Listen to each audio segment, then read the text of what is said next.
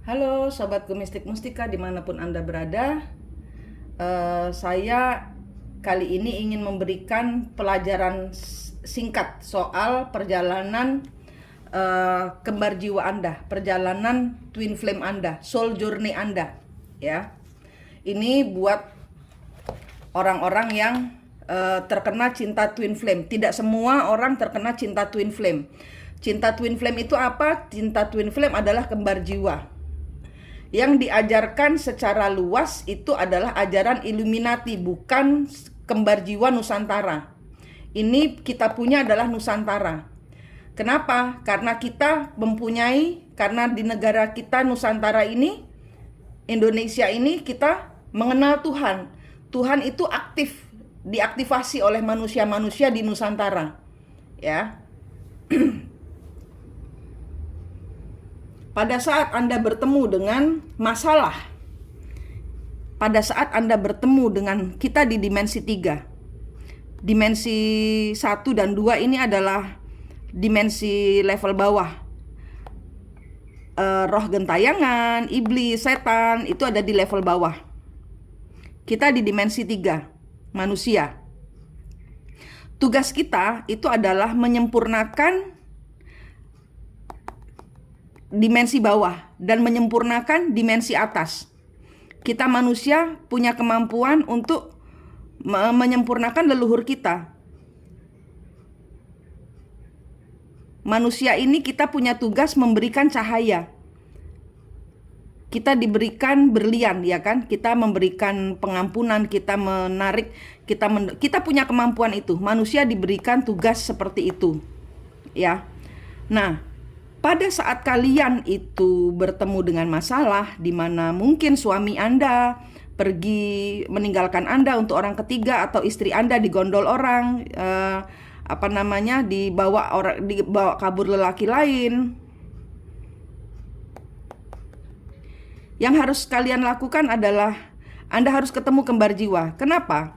Karena itu adalah cerita leluhur yang diulang siklusnya kepada manusia. Kenapa? Karena zaman dahulu leluhur kalian belum menyelesaikan perjalanan hidupnya dengan Tuhan. Mereka mau naik. Mereka butuh manusia untuk menyempurnakan siklus mereka, supaya mereka genap dan bisa ke atas. Jadi suami atau istri yang meninggalkan Anda, atau anak yang meninggalkan Anda, atau mertua yang jahat sekali kepada Anda, atau tetangga yang jahat sekali kepada Anda, itu ada urusannya dengan leluhur kalian. Zaman dahulu leluhur dengan leluhur bertengkar memakai kehidupan kalian. Misalnya kalian dengan tetangga, ya, misalnya ada tetangga yang ngeselin banget gitu kan. Nah, itu harus dilihat di belakangnya si tetangga Anda ada siapa. Nah, itu Anda bisa lakukan kalau Anda ketemu kembar jiwanya. Ya. Setelah itu biasanya yang dapat masalah ini itu kita, misalnya kita yang ditinggalin, itu zaman dahulu kita punya kesalahan. Kita yang dibuat kesel sama kesalahan orang lain, itu kita punya kesalahan. Sehingga kita harus membayar kesalahan dari leluhur yang masuk ke dalam kehidupan kita dan mengulang siklusnya di dalam kehidupan kita, sehingga kita bertemu masalah dengan tetangga kita, anak kita, suami kita, istri kita, pacar kita, guru kita, rekan sejawat kita. Ada hal-hal yang leluhur belum selesai di masa kehidupannya yang harus kita selesaikan, yang harus manusia selesaikan. Ya. Caranya gimana? Ini harus diputus tali kutuk, kalau tidak akan terulang lagi siklusnya leluhur. Kalian akan ketemu tetangga lain lagi, misalnya pindah rumah, udah gue pindah rumah aja karena tetanggaku rese. Nanti akan diketemukan lagi tetangga yang 11-12 yang sama. Kenapa? Karena leluhur minta dilepaskan. Leluhur kalian itu minta disempurnakan kematiannya, minta disempurnakan dosa-dosanya, karma, kutuk dan karmanya ini harus diputus. Kalau enggak, ini mengikat, kebanting-banting terus di dalam kehidupan kita, dan ini menurun ke anak. Ini menurun ke anak. Banyak sekali, 85% orang ketiga itu adalah istrinya. Dan kita istrinya atau suaminya itu adalah orang ketiganya zaman dahulu. Nah, itu adalah pembayaran karma dari leluhurmu yang zaman dahulu seperti itu. Itu adalah perjalanan leluhurmu yang diulangkan kepada kalian di dalam kehidupan kita. Ini harus diputus kutuk dan karmanya. Bagaimana caranya? Ketemu kembar jiwanya. Ketemu kembar jiwa kalian. Ini ada di dalam diri kalian. Kembar jiwa ini adalah yang disebut twin flame. Ini yang tidak diajarkan oleh twin flame barat. Mereka tidak kenal. Kembar jiwa ini tidak kenal. Mereka tahunya manusia pasangan selingkuhanmu itu adalah twin flame-mu. Orang ketigamu adalah twin flame-mu. Kenapa? Karena zaman dahulu itu adalah suamimu yang belum menyelesaikan, belum meminta maaf, yang ada pembunuhan, yang ada peristiwa cakar-cakaran, yang matinya nggak enak. Zaman dahulu matinya nggak enak leluhurmu ini. Nah, ini harus enak, harus selesai enak-enakan. Gitu. Jadi kalau orang ketiga punya nyosor suami orang atau nyosor istri orang, atau bertengkar masalah anak antara ibu tiri dan ibu kandung, rebutan anak, rebutan cinta anak, itu zaman dahulu ibu tirinya itu adalah ibunya. Ada masalah apa dengan anak ini zaman dahulu? Jadi dibalik gitu loh. Dan zaman sekarang ada ceritanya yang malin kundang kan, ibu-ibu yang dibully sama anak sendiri. Nah, itu harus diputus kutuk dan karmanya malin kundang atau dayang sumbi. Itu harus diputus kutuk dan karmanya. Ya. Dan misalnya ada suami yang punya 2, 3, 4, 5, 6. Kalau 3 mungkin itu ceritanya Prabu Brawijaya yang istri kedua dan istri ketiganya jambak-jambakan, bunuh-bunuhan. Kalau Anda cuma bertiga, mungkin itu ceritanya Ibu Saraswati dan Ibu Gayatri, di mana Ibu Saraswati mengutuk orang ketiga. Nah, itu harus diputus kutuk dan karmanya leluhur. Kembar jiwanya ini ketemunya itu apa? Bagaimana? Di dalam dirimu. Pada saat engkau dikasih masalah, engkau diam, jangan berontak. Nangis-nangisnya ke Tuhan. Nangis-nangisnya ke Tuhan. Kembar jiwamu, caranya ketemu adalah dengan melihat ke dalam, pada saat Anda memejamkan mata, Anda bayangkan diri Anda sendiri. Anda lihat diri Anda sendiri. Bayangkan dalam kondisi menutup mata, Anda melihat diri Anda sendiri. Itu di dadanya kembar jiwa itu biasanya banyak pisaunya. Nah, itu harus dicabut. Dan di antara Anda dengan pasangan Anda atau tetangga Anda yang bertengkar, itu ada tali atau rantai yang harus Anda putus. Kembar jiwanya ini bersihkan dulu. Setelah kembar jiwanya ketemu, baru lihat leluhur. Leluhur adanya di belakang kembar jiwa. Leluhurnya nggak cuma 2, nggak cuma 1, nggak cuma 2, nggak cuma 3.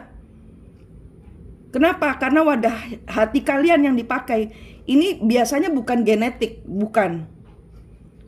Ini karena kita dipinjam badannya. Wadah hati kita ini dipinjam untuk penyempurnaan kehidupan leluhur. Untuk leluhur naik level. Ya, karena zaman dahulu ada yang belum selesai di antara leluhur. Gitu, ya.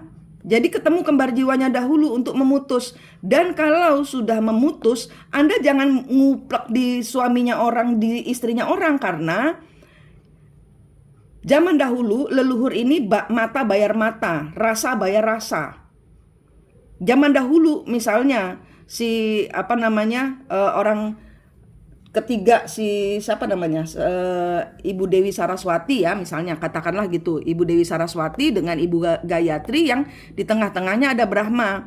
Nah, yang sekarang Ibu Gayatri adalah istrinya di masa manusia, dibalik posisinya. Ibu Gayatri sebagai orang pertama, sebagai istrinya. Sedangkan di masa leluhur Ibu Saraswati sebagai istrinya sekarang dijadikan orang ketiga. Nah, ini kan ada cinta yang kuat di antara Prabu Brawijaya dengan istrinya yang memakai kehidupan Anda. Ini yang disebut sebagai twin flame, yang dibilang palsu lah, inilah itulah. Ini sebenarnya ini istri pertama, istri kedua, yang zaman dahulu jambak-jambakan belum selesai acaranya, tergantung masalahnya apa. Kan masalahnya beda-beda leluhur. Kenapa harus ketemu kembar jiwa? Karena disinilah Anda menemukan sejatinya diri Anda. Ini pertemuan antara Anda dengan Tuhan. Ya, manusia, kembar jiwa, Tuhan. Ini Anda harus naik ke Tuhan. Dari manusia Anda ketemu kembar jiwa, dari Anda ketemu siklusnya leluhur yang harus diputus kutuk dan karmanya leluhur, ya, bersama kembar jiwa Anda naik ke Tuhan. Jangan nguplek di suaminya orang, istrinya orang, siklusnya nggak selesai-selesai. Istri-istri tinggalkan suami, biarkan dia membayar karma. Karena zaman dahulu Anda adalah Gayatri yang mengambil Brahma dari Saraswati. Biarkan mereka menuntaskan karmanya. Itu ada karma yang harus mereka bayar. Anda teguh saja kepada Tuhan. Anda teguh, tetap tegas. Karena ini perjalanannya sangat sakit. Karena ini masalah hati. Dan hati ini sudah nolkan saja, nolkan, kosongkan. Isi dengan Tuhan, penuh. Teguhkan hati, jangan toleh ke belakang. Karena ini nanti kalau ditoleh-toleh, si pasanganmu yang kesetrum dengan pasangan lamanya tidak membayar karma. Anda membayar karma Anda sendiri. Anda membayar karma Anda sendiri. Ya, Anda membayar karma Anda sendiri, Anda lari ke Tuhan. Sehingga pada saat Anda sudah ketemu kembar jiwanya, Anda diam di sini, diam. Jangan sibuk mencari-cari lagi siapa yang harus diputus leluhurnya. Otomatis nanti kalau sudah di atas, kalian sudah paham tentang perjalanan leluhur. Anda ada leluhur yang datang lagi, Anda sudah enak di Tuhan, kan di tangan Anda bawa berlian, bawa pisau untuk memutus kutuk dan karma leluhur. Berlian adalah cahaya Tuhan yang Anda mintakan. Ya, jadi pada saat Anda bertemu kembar jiwa, Anda akan minta. Saya suruh minta kepada Tuhan, tangan saya lumuri dengan cahaya Tuhan yang ajaib itu untuk menyembuhkan hatinya kembar jiwa yang tertusuk pisau. Itu untuk menyembuhkan leluhurmu yang hatinya luka. Itu untuk menyembuhkan pasangan dari leluhurmu yang hatinya luka. Anda juga membawa pisau, pedang besar, panjang, tajam. Untuk apa? Bukan untuk membunuh, tapi untuk memutus tali dan rantainya siklus leluhur. Anda harus ke atas, jangan bulat lagi di bawah. Kalau sudah ke Tuhan, diinceng-inceng lagi yang di sini. Kapan dia kembali? Bayar karmamu 5 bulan, full 5 bulan. Sehingga pada saat Anda selesai dengan karmanya, dia baru mulai membayar karmanya. Karmanya dibayar dulu, jangan cuma ke Tuhan, tapi bayar dengan berderma cahaya, berbuat baik kepada sesama. Kebanyak-banyakannya berderma cahaya sudah bisa. Kita bisa menyembuhkan orang lain karena apa? Kita sudah berhasil menyembuhkan kembar jiwa kita. Kita sudah berhasil menyembuhkan diri kita sendiri sehingga kita terdeteksi sebagai healer. Ya, dari persatuan manusia dan kembar jiwa ini, kita tuh punya kemampuan 1, empat. Anda tuh bisa merasakan penderitaan orang lain. Anda menarik energi orang lain, itu bisa, empati. Nah, masalahnya ini Anda harus tutup. Dengan cahaya di tangan Anda bunderin diri Anda dari kepala, kaki, sampai kepala lagi, supaya energinya nggak ketarik orang lain. Nanti tukang becak lewat di depan Anda, tukang becaknya susah, jadi senang karena Anda liwat, Anda yang dapat susahnya tukang becak. Kita bisa mendoakan, tapi tanpa membuat kita sendiri menarik energi negatifnya orang lain. Kita bisa menjadi penyembuh. Karena apa? Kita bisa menyembuhkan diri kita sendiri. Kita ini healer tanpa kita sadari. Dengan cahaya di tanganmu, dengan doamu, dengan cahaya berlian, Anda sudah bisa menjadi healer buat orang lain. 3, Anda berhubungan dengan sesama leluhur, sesama manusia-manusia yang ada leluhurnya ini dengan telepati. Ini ditutup. Kenapa? Karena kalian akan kesetrum kalau ke telepati. Kenapa? Karena leluhur saling balas dendam. Leluhur saling balas dendam. Kalau Anda istri mentelepati suaminya, orang ketiganya yang zaman dahulu adalah suaminya atau istrinya akan tahu, sehingga Anda terdeteksi sebagai melet, pakai pelet Anda itu. Ini salah kaprahnya telepati yang tidak diajarkan semua orang. Cuma Nusantara saja, twin flame Nusantara saja, atau kembar jiwa Nusantara saja yang diajarin begini. 4, mulut Anda ini sabdo dadi. Apa yang Anda keluarkan, ucapkan, kutukkan itu jadi. Mau itu positif, mau itu negatif, jadi. Makanya harus positif. Mikirnya mikir positif. Merasakan yang positif. Kalau Anda ngomel, yang maju leluhurnya. Kalian cuma ngomel, aduh Bu Manik ini gimana sih? Yang maju mukulin saya, ini leluhurmu.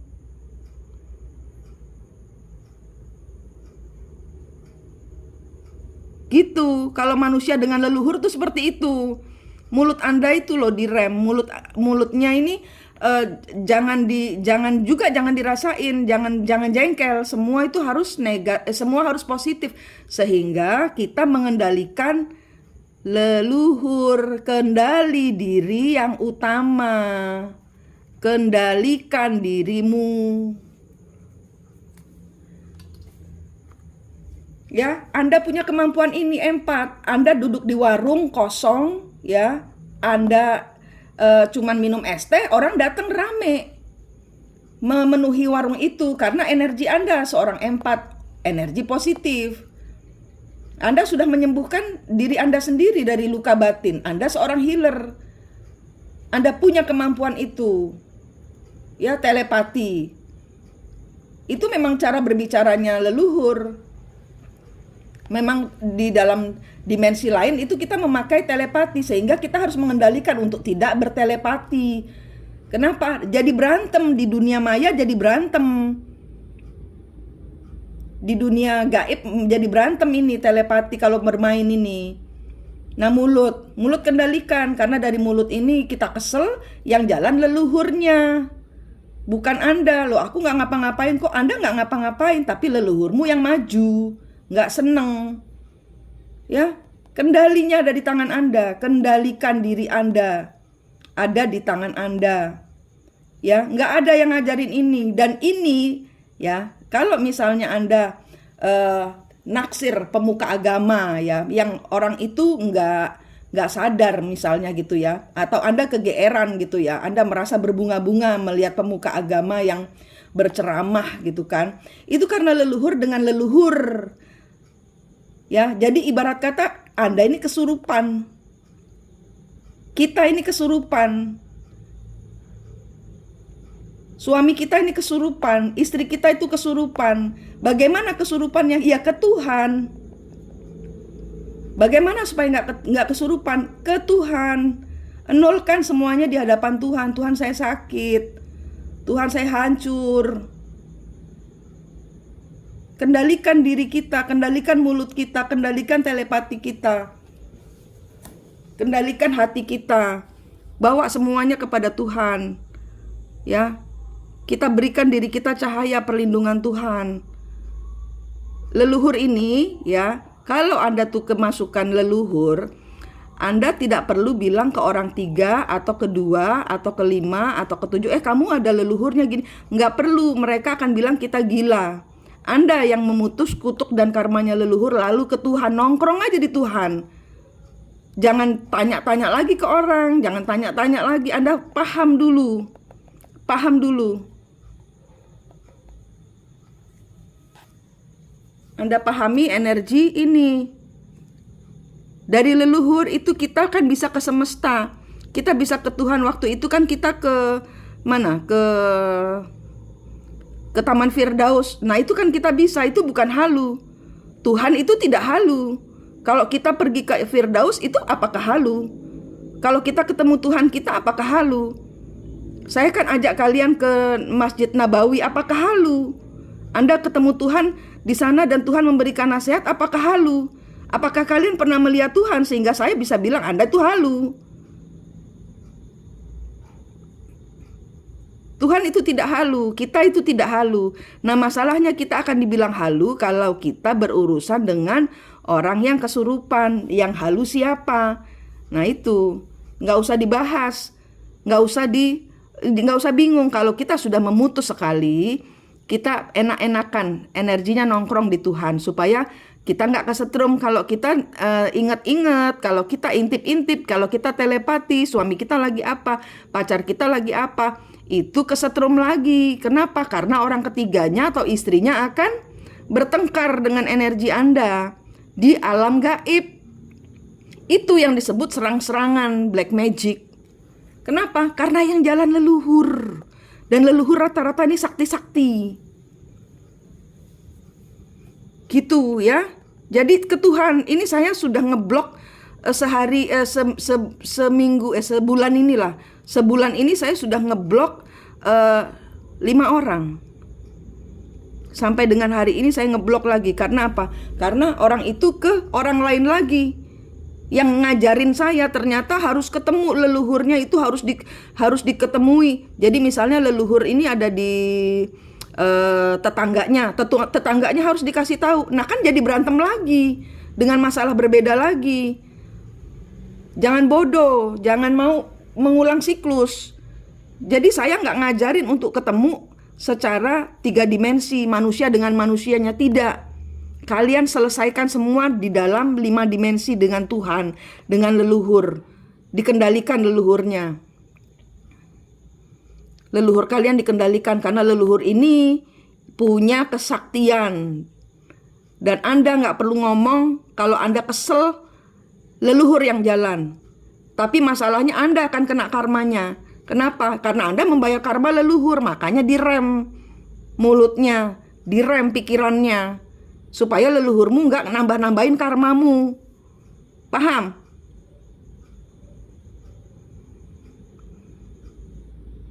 Jadi kalau di sini ada istri yang berselingkuh, yang tahu bahwa ini adalah energi leluhur, terus kemudian bilang sama suaminya, suamiku ini saya kena kesurupan, saya berselingkuh.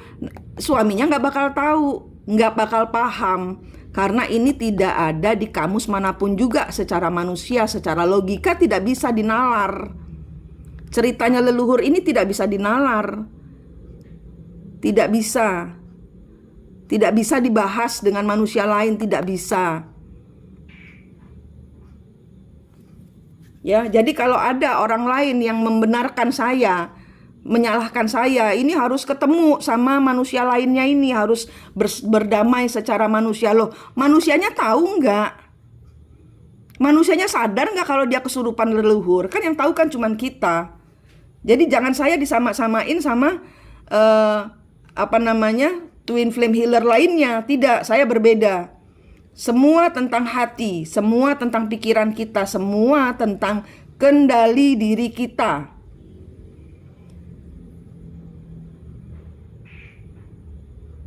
Dan ini adalah perjalanannya Twin Flame Nusantara. Ini adalah perjalanannya Twin Flame Nusantara.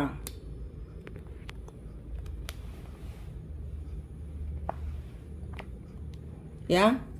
Yang tidak diajarkan oleh Twin Flame dunia. Twin Flame dunia itu ajarannya Freemason, Illuminati. Mereka tidak ada leluhur, mereka hanya sampai leluhur, tidak ada Tuhan, tidak ada kembar jiwa.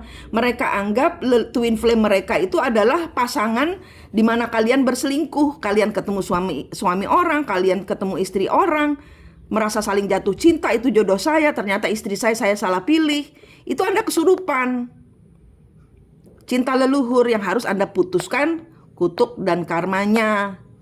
Bayar karmanya leluhur supaya nggak nurun ke anak. Ini nurun ke anak. Gitu.